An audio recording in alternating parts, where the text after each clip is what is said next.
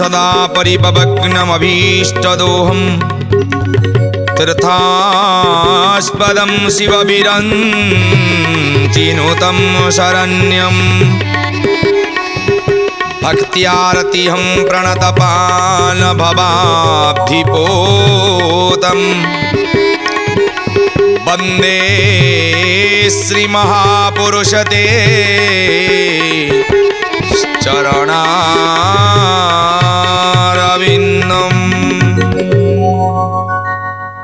जय जगन्नाथ जय जगन्नाथ जय जगन्नाथ। सिद्धार्थ भक्तिर विशेष कार्यक्रम माघ महात्म्य को आपण मान को स्वागत। दर्शक बंधु, आज हूँ पवित्र माघ मासर सप्तम दिवस। आज सप्तम दिवस रे सप्त लोकरु उद्धार पाइबे की परी तत्सहित सप्त लोकरे इष्ट देवादेवी मानक ठारू किपरि आशीर्वाद पाई हेबो ये माघ मासरे आउ माघ व्रत करिले कि महात्म्य आपन को प्राप्त हेबे ताहा आज श्रवण करिबा। तेबे आसंतु प्रतिदिन परि प्रथमे पुराण र किछि अंश को श्रवण करिबा। अथ षष्ठोऽध्यायम् श्री भगवानुवाच कहन्ति प्रभु चक्रपाणि शुण भक्त शिरोमणि मलय बसंत राजन अतिशानंद तार मन सबर दुहिता कुने नृपति निज पुरे थाई आउ कथाए आज्ञा मनु संशय मोर जाऊ बेश्यार हस्ते अछि खाई कौलिक धर्म को बुड़ाई अंतेन प्राभव पाइला सबर रूपे जात हेलाम कप्यहीन धर्म पाली पोसिला एक दुलाली राजा को कन्यादान कला आपणे किछि न खाइला। हरि बोल।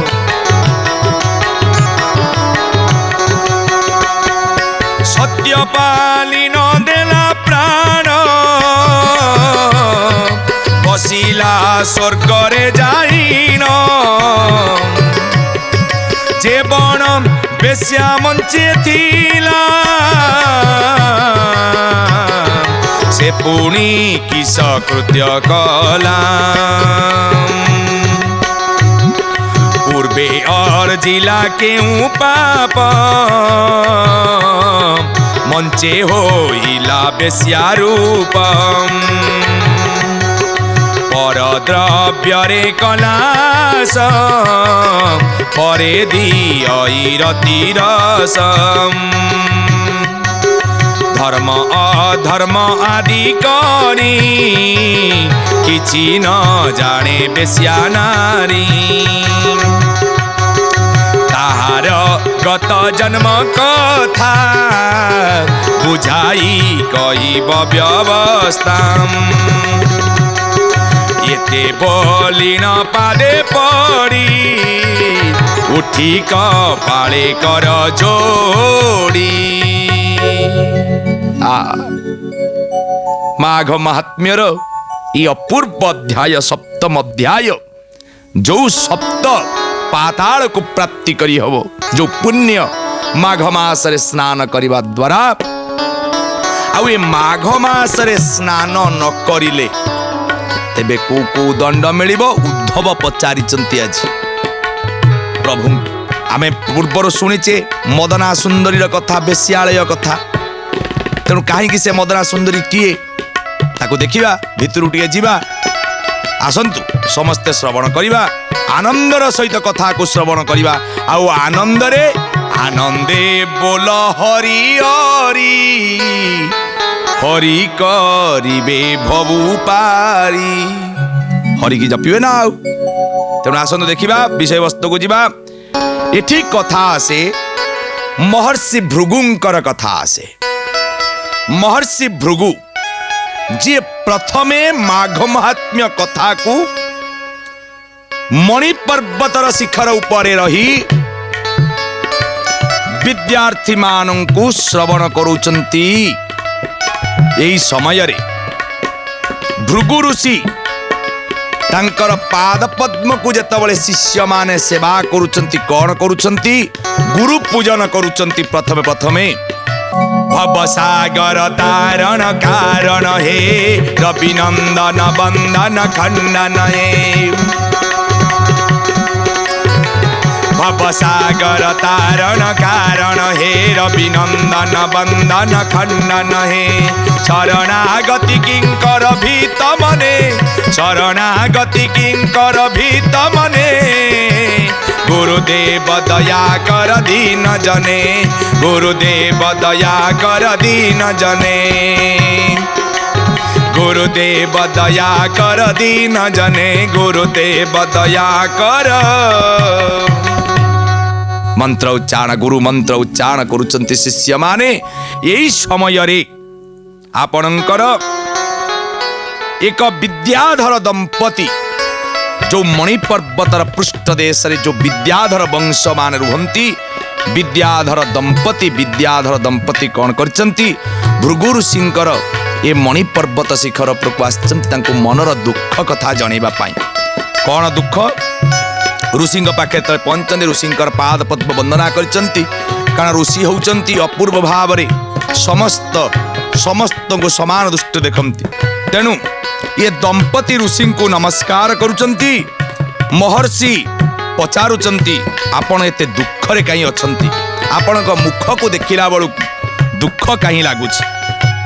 महर्षि को विद्याधर निजर दुखर कथा आज कहिबे हे महर्षि हे ऋषिवर आपण होचंती पिता आपण होचंती माता आपण होचंती बंधु बांधव तेणु साधु समस्तंकर जनक तेणु साधु आगरे सब दुख कथा कहले दुख लाग बही जाए आज दुखर कथा विद्याधर आउ तांका दंपति कहि विद्याधर परिवार स्वामी और स्त्री कहिबे दुख कथा कौन हे महर्षि आपण देखंतु मोर ये की अपूर्व रूप कि कुरूप मोर जो कुरूप ये कुरूप द्वारा मु कौन कहूची ना मो दुख ये कुरूप द्वारा मु आज सबु आड़े परित्यज्य मु मो स्त्री पाखरे मध्य परित्यज्य हो आपण कहे पुराण ने कौन एगुड़ा सब लिखाई व्याघ्र मुख हाँ पुराण कथा आज्ञा मिथ्या नुहे जे पुरस्चरण हो सारी आज्ञा आपण जदि हिंदी फिल्म देखुवे ओडिया फिल्म देखुवे मनुष्य देरे एमिति इंजेक्शन दिया केड़े बढ़िया सुंदरिया मुह सांगे सांगे कुरूप हो जाउछि तेणु मणि पर्वत शिखर उपरे ये जो महान ऋषि आगरे ये दंपति जनक दुख कथा कहउचंती ये दुख कथारे ये दंपति स्वामी तार आखिरु धार धार लुह झरी पड़ुची ये मनुष्यर जदि मुख सुंदर हो गला ये मुखमंडल होची मंदिर भीतर को प्रवेश करिवार मन भीतर को द्वार आ मुखमंडल जदि अपरिष्कार हो गला आपण कथा कहउछन आपण पाटिरु गैस होची आपण कथा आपण जन पाखे ठिया होइछन आपण मुहरु पूज बाहरुछ आपण ठिया परिबे ना मुहटा को भल की करंतु मुहटा यदि भल हम सब किछि भल कारण से मुहरी गुरुदेव रुहंती मुहरी पंच इंद्रियों स्थान तेणु हे महर्षि मु कौन एथुरु मुक्ति पाइबेनी मते एथुरु मुक्ति प्रदान करंतु मते एथुरु मुक्ति प्रदान करंतु आ मोर स्त्री ये होचंती जो आंकर नाम कौन ना अपूर्व भाव मदनावती। ये मदनावती ये संगीत विद्यारे निपुण आ वीणा वादन निपुण कला कला क्षेत्र रे निपुण आंकर कलारे आंकर वीणा वादन रे स्वयं भगवान प्रसन्न हुंती। आउ प्रत्येक मनुष्य भितरे जो दुख आसी थाए से दुख को ये वीणा वादन करी कला कला जगत रे ये कला को आकर्षण करी से कौन कहते ना दुख को निवारण कर दियंता। हे ऋषिवर मो जीवन रे कौन मो दुखर अंत हब नाही, मो जीवन रे कौन मो दुखर अंत हब नाही। हे महर्षि मते कृपा कर, हे महर्षि मते कृपा कर, महर्षि मते कृपा कर, महर्षि मते कृपा कर। तेणु महर्षि भृगु एठी कौन करुछन ना सांत्वना दउछंती। सांत्वना दे हाथ मारी दउछंती मुहरे उठ। कौन पाई ये जो तुमर व्याघ्र मुख हेची से कौन पाई हेची केबे चिंता करिच, केबे मन भितर आनिच मोर ये मुख काहे की। पूर्व जन्मर कर्म फले जाची मु देउ थाए बळे। पूर्व जन्मर कर्म पूर्व जन्म रे जहा करितिबो आपण गत अध्याय श्रवण करिसंती। पूर्व जन्मर कर्म हेतु ए जन्म रे की दंड प्राप्त हिला। तेणु ये अपूर्व भाव रे हे दंपति ये जो विद्याधर दंपति को भृगु ऋषि बुझुचंदी तुम्हें पूर्व जन्म रे एमिति कर्म करिछ जोथि पाई आज तुमर मुहटा आज व्याघ्र मुख हो जाइछि। तेणु हे ऋषिवर एथुरु कौन मोर मुक्ति नाही। सारा जीवन मुझे व्याघ्र मुख ही रही, सारा जीवन मुझे घृणार पात्र हेबी। ना ना ना ना ना निश्चित तुम्हें मुक्त पाइब। पूर्व जन्म रे कौन तुम्हें करिछ ना ये कौनसी बार मनुष्य विधि विधान जानिकिनी धरा जाऊ आपण गोटे पूजार विधि जानिचंती। आपण को पंडित गोसाई कहते ए पूजारे यही प्रकार विधि दरकार, अरुआ खाइबा दरकार। आपण समस्त विधि बतई दीचंती, आपण सबु जानिचंती, पूजा मध्य घरे करूचंती, किंतु आपण सबु जानिकिनी आपण निजे भूल करूचंती। कौन हब पुराण कहले से दंड पाए सुफल जगारे कर्म करते सुफल प्राप्ति पाई, किंतु सुफल नुहे कुफल प्राप्त हुए। थंडा हेची आपण कहिए मोर प्रबल भाव में कौन होउछि ना दुई होउछि। थंडा बटिका आनिचंती दुई होउछि, थंडा बटिया खाइबे भल हब भल हब। थंडा सिना हेते थंडा बटिया खाइले भल हब। जर हेची जर बटिया खा, दुई होउछि दुई बटिया खा भल हब निश्चित भाव में। सेही परिका भाव में समस्त विधि जानी सारला परे जदि विधि की न मानी भूल करिल से भूल रो क्षमा नहीं। हाँ न जानिच भूल करिच तेबे क्षमा अछि। महर्षि भृगु कहउचंती हे विद्याधर तुम्हें ए पवित्र माघ मासरे जो एकादशी पड़ी थिला पूर्व जन्मर कथा को मने पकाउचंती किए ना भृगु ऋषि महर्षि भृगु। सेई एकादशी तिथि तुम्हें परिपालन कर सारिला परे एकादशी परे द्वादशी तिथि आसी पहुंचंती। द्वादशी तिथि रे जहा वर्जन हवा दरकार तुम्हें जानिच, किंतु तुम्हें जानी करी मध्य अन्याय करिल। कौन ना द्वादशी तिथि रे तुम्हें शरीर रे तेल मालिश करिल। माघ मासरे प्रथम रु कुआ जाइछि जो माने व्रत करूचंती से माने देहरे तेल लगेइबे नाही। आज्ञा मन रखंतु यही तेल ही आपण को नरकरु बंचेई दिए। जदि केबे प्राणीर मरणर पर कथा आपण श्रवण करिवे, मरण परे आपणकर निज लोकटा कुआडे जाउछि कौन करूछि। अच्छा मते गोटे कथा कहंतु ये तेल कहीं दीप कहीं जालती प्राणी तो चलीगला ताको तो पोड़ीदेले पोड़िकी आसला पर ये दीपटा कहीं जालती दीपरे तेल कहीं दियंती तेल लुहा कंडा कहीं पकाती एक केबे मन पकई जानी मनरे आनी मनरे आनंतु तापर जानवे तेल महात्म्य कौन तापर तेल लगे इच्छा करें ता माने नुहे जे सबुदिन तो लगे ना ना ना ना ये माघ मासरे तले पुण्य कर्म करुचंती अच्छा मने पड़ुची ओषा व्रत करुचंती आज तेल लगेबिनी आज तेल लगेबिनी कई आपण मना करना कि आपण कौन करुचंती मुंड सांप करुचंती काई करुचंती तेल काई लगौनाती कारण अच्छी ये जो तुम्हें द्वादशी तिथि रे जानिच माघ मासर विधि जानिच द्वादशी तिथि रे कौन करवा दरकार कौन न करिया तुमठू बोधे आउ के भल भाव जान नथिले तुम्हें जानिकरी कौन कल ना ये तेल तुम्हें मालिश कल तेल लगेइल देखंतु जो पवित्र मास भितर श्रेष्ठ समस्त तिथि होउचंती श्रेष्ठ आउ जहार एकादशी जया एकादशी कहा जाए मौन एकादशी कहा जाए मानसिक स्थिति को परिवर्तन करा जाए से एकादशी पर द्वादशी तिथि जो दिन नारायण पवित्र भाव रे सेवा करा जाए से दिन ही गोट सबु दिन जदि न करि पारुचु से एकादशी द्वादशी आउ पूर्णिमा सप्तमी दिन जदि बुड़ दौबी माघ मासर पुण्य फल प्राप्ति हम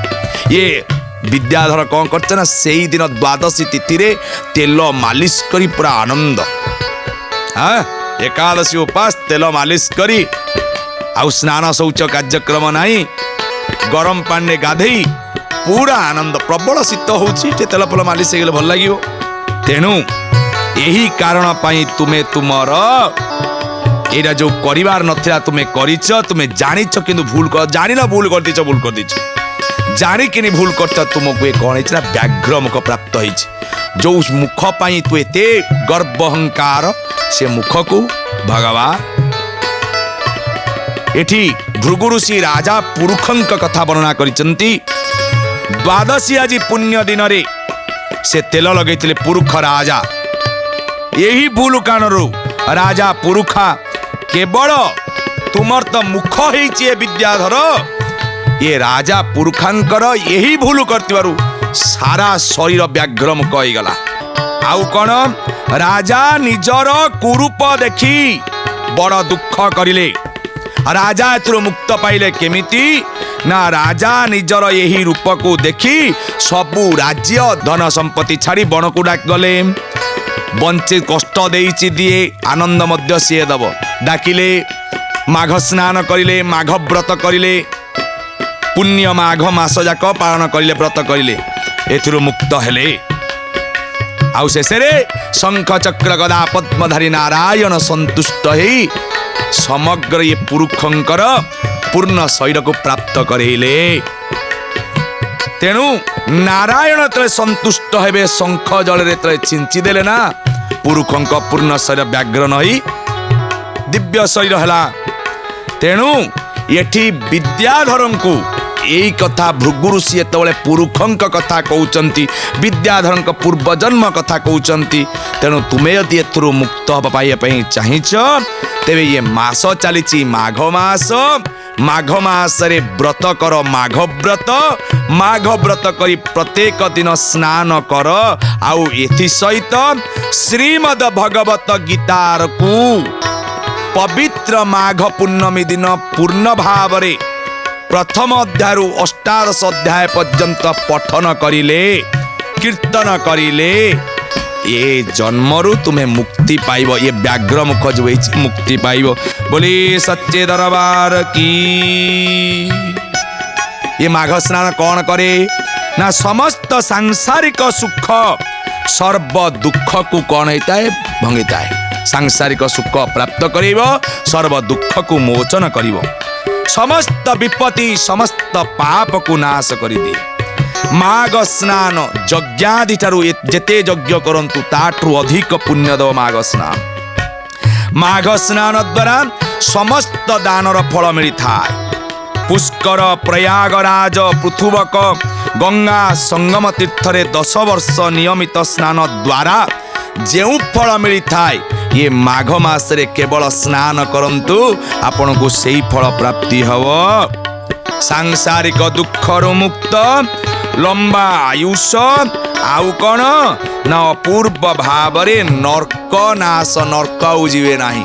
स्वर्ग प्राप्ति हब दरिद्रता नष्ट हब अपूर्व भाव आपण जीवन सुधुरी जीव। माघ स्नान द्वारा समस्त दानर फल मध्य मिली थाए। आपण दान दे पारुनांती तेणु दान दे मो पार तो नाही मु देबी केमिति तेणु राजांकु जो पुरुष राजांकु जेपरी भगवान कृपा करते माघ स्नान माघ व्रत माध्यम रे आज से परी मणि पर्वत उपरे थिवा महर्षि भृगु कौन करुचंती ना विद्याधर दंपति को एटी विद्याधर को आदेश दौचंती मणि पर्वतर तट प्रदेश रे जो सुंदर प्रयाग नदी प्रवाहित होचंती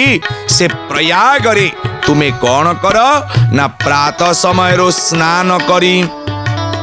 नारायण मंत्र को जपन करिबा सहित नारायण का नाम रे चंदन तिलक धारण करिवो आउ नारायण पादुका पानी को मुहरे मारिवो प्रत्येक दिन तुलसी सेवन करिवो एथिकी करिले आपणकर कौन हबो